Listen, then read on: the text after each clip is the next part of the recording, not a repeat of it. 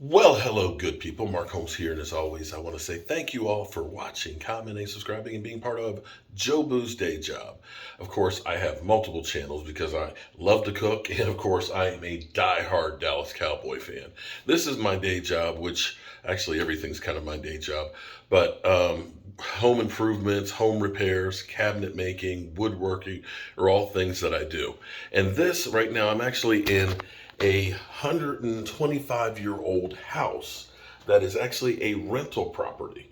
It doesn't look like it's 125 years old, but in 2008, we completely renovated it and had to rebuild it because this house literally sat vacant for about 15 years. And people looked at it and said, that's just an eyesore, it needs to be torn down. Well, we completely gutted it out, renovated it, and so on, and it's been a rental property for 15 years now, going on 15 years, and new tenants are going to be moving in, and we're putting on the final touches of getting ready because next week they'll be in there. It's a small unit, it's a basement unit. It's got a one bedroom right there and a second bedroom or den. It's a couple that's moving in here, and just finished redoing the countertops and the cabinets and things.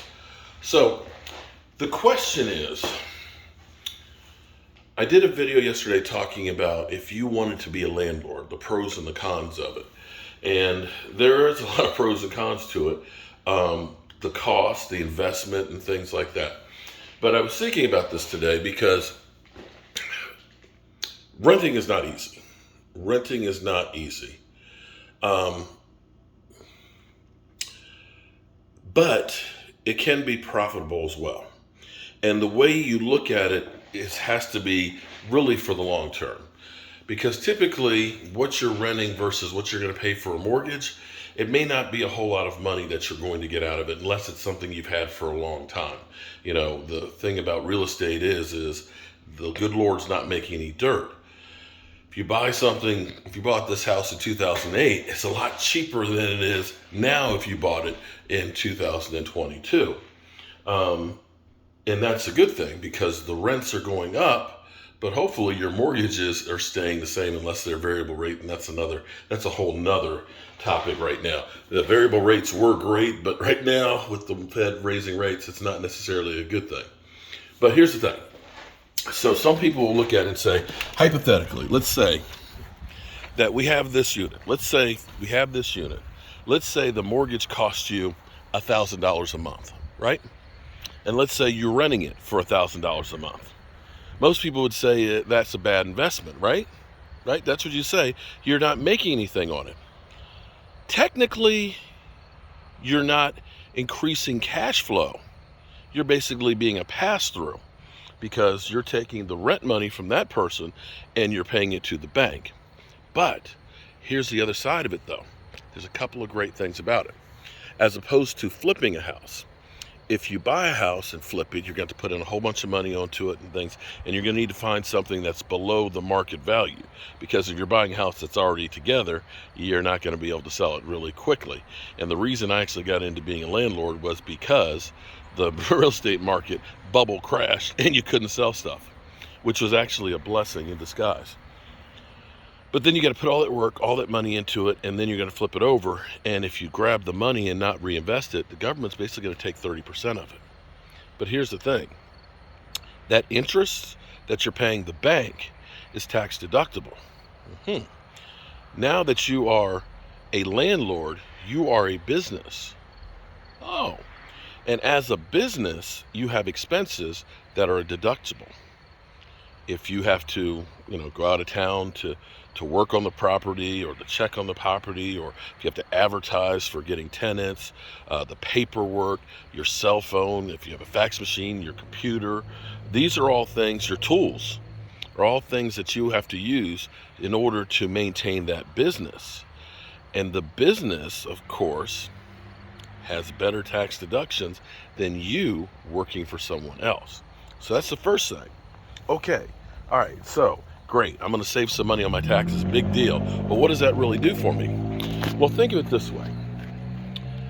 A lot of people are stock market people. I've never been one that's really big into the stock market because to me it's like funny money. Okay, I'm giving you my money and you're telling me it's worth this, but then all of a sudden we have a market crash and all of a sudden you're telling me it's no longer worth that, it's worth half of that. To me, it's not tangible. See, I know that the real estate market can have a bubble, but this house will still be here. In fact, I had this house during the last real estate bubble, and we might be in one right now. But guess what? As a rental property, people can't buy, they have to rent. So you usually have no problem finding people to rent. The problem is finding ones that are good ones, but that's another video. But think of it this way. If you put money into the stock market, you're taking cash out of your hands and you're investing it, right? You're taking cash. You're taking the money that you're making to invest to hopefully do what? Grow. Okay. This house is like a stock market investment. This house is 125 years old. I'm sure when it was originally built, it was probably worth $1,000 maybe. Well, in the time of since then, it's worth a whole lot more. It's growing each month or each year. And traditionally right now, this year has been 14% appreciation. But on average, it's about 3 to 4% appreciation. So here's the thing. Think about it this way. You have somebody else paying for your investment that's growing. Oh, so hypothetically, let's say you buy house A at $200,000. Let's say you hold on to it for 10 years. And we say that you just have normal growth on it. Okay, normal growth, which would be 4%. Not like the 14% this year, but hypothetically, 4%. Well, guess what? That means in that 10 years, you made $80,000 off the appreciation of the value of the property that somebody else paid for your investment. And you still own the property. But guess what else? If you bought it for that $200,000 and you've had it for 10 years, you've also paid down some of the mortgage. So you don't owe $200,000, and depending on the kind of mortgage you had, and if you ended up paying an extra mortgage payment each year and so on, 15 years and stuff like that, the property is now owed less to the bank and the property is worth more, and somebody else is paying it and you have the tax advantages. Oh, okay. Another thing, way to look at it, because we had 2 air conditioning units that we had to replace. 2 last year. 2 at about $6,000 a piece. It's $12,000, and you look at that and say, "Oh my God." You don't want to spend that money. You don't. Nobody wants to. Or you have a tenant that goes through and they tear the place up. You don't want to spend that money. But don't look at that as an expense. No, no, no, no, no. That's an investment, because you putting in those new air conditioning units make the place more energy efficient, makes it, you going through and fixing the place up makes it more easy to rent. You fixing the place up makes the place worth more money, and that is protecting your investment. So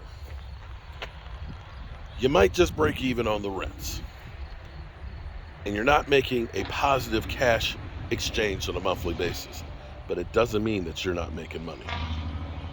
That, my friends, is why I actually like rental properties. Yeah. And the other thing too, one other note you can put in here too, as you get old like me,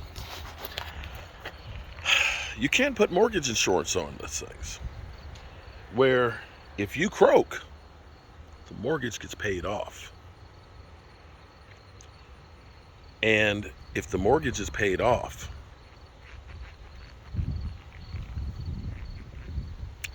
it's better than a life insurance policy to pass on to your kids. Just saying. And like I said, investing in real estate as a landlord, it's not easy. But then again, nothing worthwhile in life is. I'll see you soon.